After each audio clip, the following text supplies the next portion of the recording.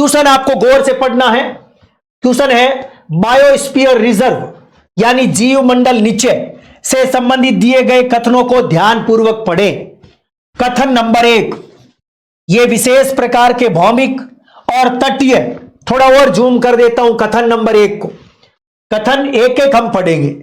पहला कथन है ये विशेष प्रकार के भौमिक और तटीय पारिस्थितिकी तंत्र है जिन्हें यूनेस्को के मानव और जीवमंडल प्रोग्राम के अंतर्गत मान्यता प्राप्त है।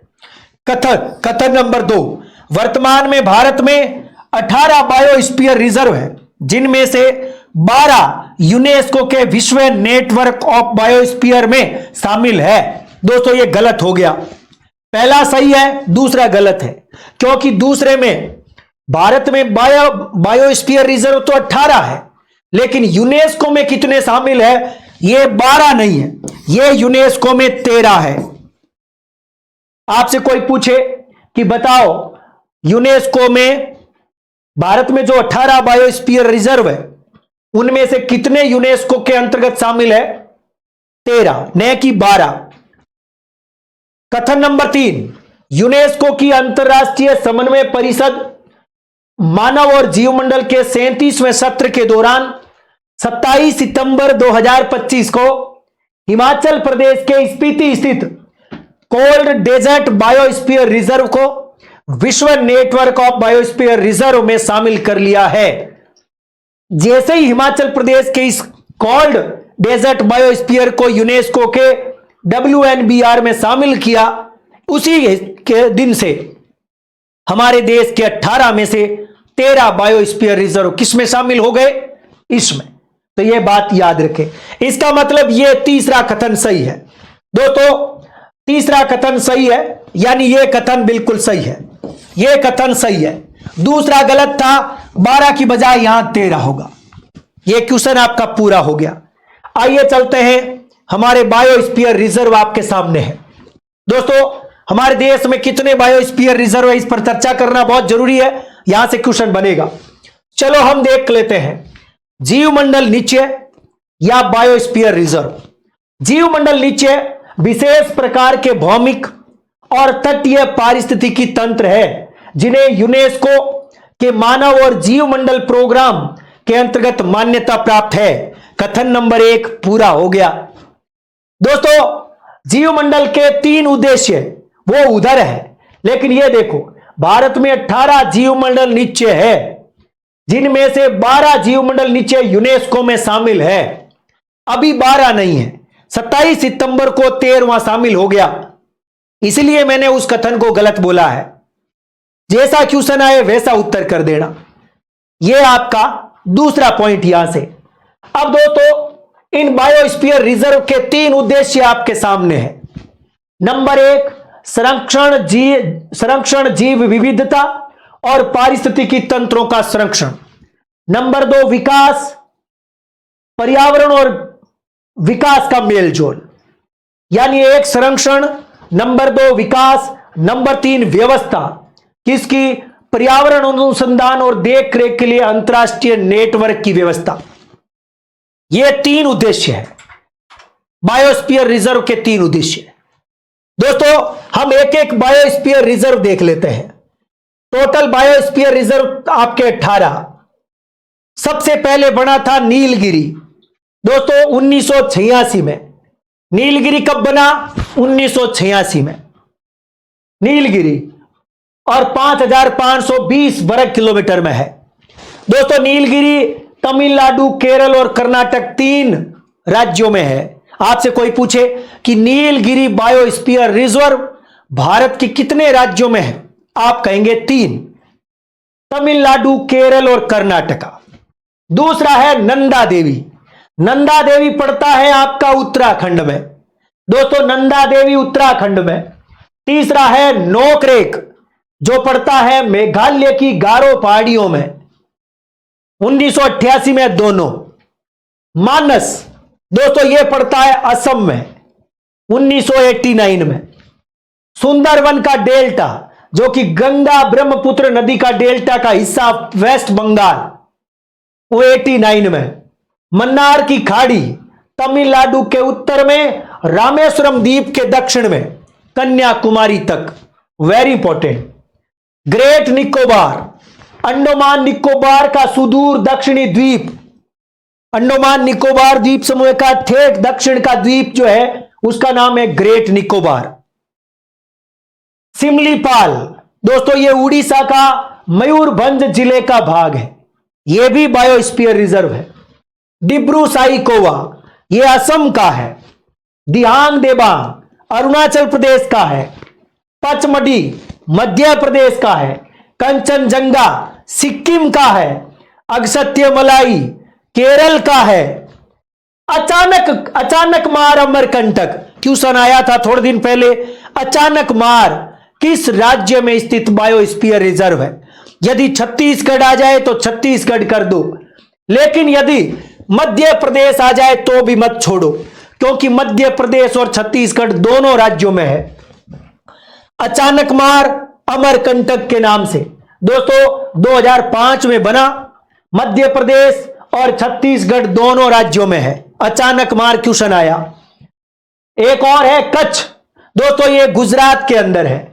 और ये रहा ठंडा रेगिस्तान, जो कि थोड़ी देर पहले हम पढ़ रहे थे, भारत का 13वां बायोस्फीयर रिजर्व जो यूनेस्को के WBTR में शामिल हुआ। दोस्तों ये देखो ठंडा रेगिस्तान, ये है pin valley national park, Chandratal और सारचू प्राणी वन्य अभ्यारण्य हिमाचल प्रदेश।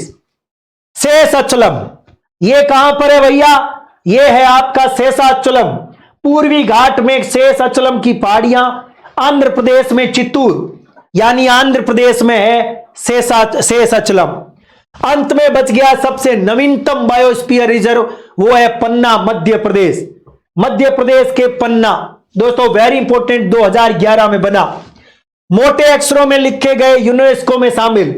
बस इतना ही है, आपको यह याद करना। अब एक चीज और बताओ, भारत के 18 बायोस्फीयर रिजर्व में सबसे बड़ा कौन सा है क्षेत्रफल के हिसाब से? दोस्तों ये देख लो, नीलगिरी 5520, नंदा देवी 5800, नौकरेक मानस ये 9000, ये 10000। सबसे बड़ा कौन सा है हमें वो देखना है।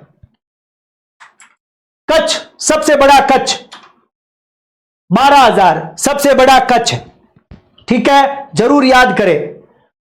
और सबसे बड़ा कच्छ है तो सबसे छोटा कौन सा होगा? शायद छोटा डिब्रू साइकावा हो जाएगा। डिब्रू साइकावा असम, ये छोटा है। सबसे पहले बना नीलगिरी, सबसे अंत में बना पन्ना। दोस्तों ये आप जरूर याद करें, देश के 18 बायोस्फीयर रिजर्व वेरी इंपॉर्टेंट है, आपको स्टेट वाइज याद करना है। कोई आपसे यह नहीं पूछेगा कि कौन सा कब बना। हां, केवल 2 का पूछा जा सकता है। एक तो आपको नीलगिरी पूछा जा सकता है 86 में, और एक अंतिम वाला यह पूछा जा सकता है 2011 वाला, पन्ना वाला। दोस्तों एक चीज और मेरे पास है, आप यहां से यह भी देख सकते हैं, नीलगिरी बायोस्फीयर तमिलनाडु, केरल, कर्नाटक। दोबारा आपको रट्टा आ जाएगा, मैं रट्टा मरवा देता हूं, आपको याद हो जाएगा। नंदा देवी उत्तराखंड, नोकरेक मेघालय, मन्नार की खाड़ी तमिलनाडु, सुंदरबन वेस्ट बंगाल, मानस असम, ग्रेट निकोबार अंडमान निकोबार द्वीप समूह, सिमलीपाल उड़ीसा, डिब्रू सेखोवा असम, दिहांग अरुणाचल प्रदेश, पचमढ़ी मध्य प्रदेश, खांगचेन जोंगा सिक्किम, अगस्त्यमलाई केरल और तमिलनाडु दोनों। अगस्त्यमलाई मुख्यतः केरल में, थोड़ा बहुत तमिलनाडु में भी है। अचानक मार बायोस्फीयर मध्य प्रदेश और छत्तीसगढ़। ग्रेट रण यानी कच्छ का रण गुजरात, ठंडा रेगिस्तान हिमाचल, शेषाचलम आंध्र प्रदेश और पन्ना मध्य प्रदेश। सबसे बड़ा कौन है एक बार फिर से देख लो भाई, यहां से 6000 और 5000, यही है 12000 वाला कच्छ ही सबसे बड़ा है। दोस्तों इस प्रकार से हमने डिटेल में देख लिया ये। अगला एक चीज और दोस्तों, जो राजस्थान का भारत का 13वां बायोस्फीयर रिजर्व जिसको यूनेस्को में शामिल किया गया है, ये देख लो आपके सामने, अभी शामिल हुआ है। कितनी तारीख को हुआ है वो भी आपको मैंने बताया, 27 तारीख को। ये देखो, ये रहा डेट ऑफ डेजिग्नेशन 27 सितंबर 2025, यानी हिमाचल प्रदेश का ठंडा मरुस्थल। आगे बढ़ता हूं दोस्तों, ये देखो ठंडा रेगिस्तान बना 13वां UNESCO biosphere reserve, very important है, और ये पहले से 12 है जो यूनेस्को में शामिल है। आप इस प्रकार से याद कर सकते हैं। ये हमारा दूसरा पॉइंट भी पूरा हो गया, यानी मेरा पहला टॉपिक पूरा हो गया रामसर साइट, दूसरा टॉपिक पूरा हो गया बायोस्फीयर रिजर्व। राजस्थान में एक भी बायोस्फीयर रिजर्व नहीं है। मैं अगले क्वेश्चन की ओर चलना चाहता हूं। आप सभी का एक बार फिर से स्वागत करता हूं। इसको चार्ज भी लगाया जा सकता है। चलिए भाई, इस प्रकार से ये आपका क्वेश्चन पूरा हो गया। एक और मेरे पास क्वेश्चन है, बड़ा गजब का है दोस्तों। ये तो छोड़ो, ये मैंने आपको बता दिया है, ये भी बता दिया है। सीधा मैं क्वेश्चन पर आता हूं दोस्तों। एक मेरे पास क्वेश्चन है, निम्न में से कौन सा अब तक स्थापित जैव मंडल नीचे में शामिल नहीं है? इनमें से कौन बायोस्फीयर रिजर्व नहीं है? सुंदरबन, ग्रेट निकोबार, नंदा देवी, कच्छ की खाड़ी। कच्छ का रण तो है लेकिन कच्छ की खाड़ी नहीं है। कच्छ की खाड़ी नहीं है, कच्छ का रण है। यह गलती मत कर देना दोस्तों। कच्छ का रण, कच्छ की खाड़ी नहीं है, कच्छ का रण है। यह गलती नहीं होनी चाहिए, पेपर में क्वेश्चन बन सकता है। ओके, सुंदरबन है, ग्रेट निकोबार है, नंदा देवी है, कच्छ की खाड़ी नहीं है। 4 नंबर उत्तर होगा, कच्छ का रण है न कि कच्छ की खाड़ी। इसको दोबारा देख सकते हो आप, देख लो।